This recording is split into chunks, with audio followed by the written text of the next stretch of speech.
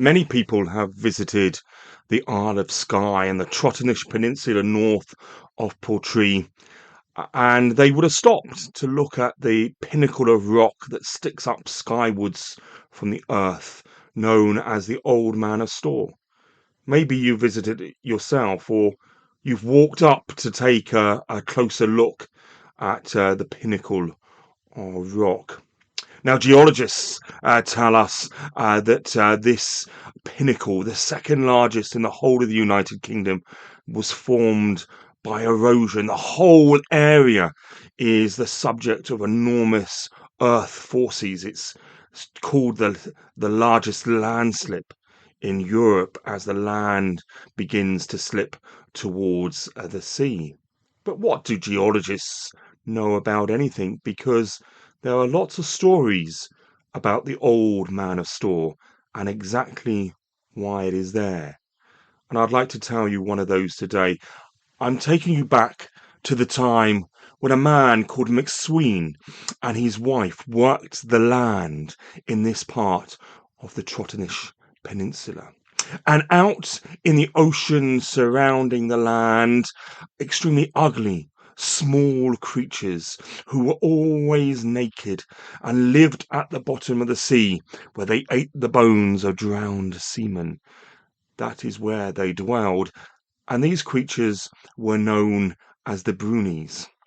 And on one occasion, McSween was walking along the rocky shore, searching for mussels and limpets to add to a stew, when he came across a Bruni, very close to death, that had been swept up, battered and bloodied and bruised, upon the rocky coast. Carefully picking him up, he cradled him in his arms and took him back to the farmhouse, where he and Mrs. McSween nursed him back to health. And whilst he was recovering his energy, Mrs. McSween, who was a renowned seamstress in these parts, began to fashion him a set of clothes. She was worried about the poor naked creature that lay in the bed in the corner of their room. And once the Bruni had regained all his strength, Mrs. McSween presented him with his first ever set of clothes. He was so delighted, not just by the fact that these humans had given him his own clothes, but the fact that they had taken the trouble to nurse him back to health. So rather than return to the sea to be with his kinsfolk, he decided that he would stay. He would work on the farm, help out around the farmhouse, sweep out the kitchen floor, bring in the cows and the sheep during the winter, help plough the fields and lift the potatoes at harvest. And in no time at all, Mr. and Mrs. McSween and the Bruni became the closest of friends.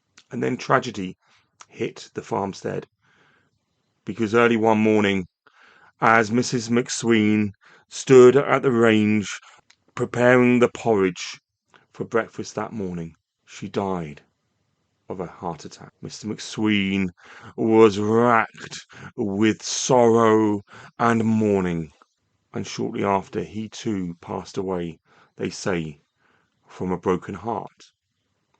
And the Bruni was so upset and distraught at the loss of his two faithful friends that he roamed the hillsides around Storr for many a day, walking and walking through wind and rain. So distraught and upset was he at his loss. And he decided that he needed to snap out of this and prepare a memorial for his beloved friends. So he sat down on the ground and he began to carve out of rock the Old Man of Storr, that pinnacle of rock that we see standing today, all those years later, in memory of his friend. And that is why it is called the Old Man of Storr. And if you look very carefully, next to it is the remnants of a slender narrower needle that has sadly collapsed over time. And that represents the needle of Mrs. McSween and that first set of clothes that she so carefully made for their Bruni friend. And so there, my friends, is one of the stories of the Old Man of Storr.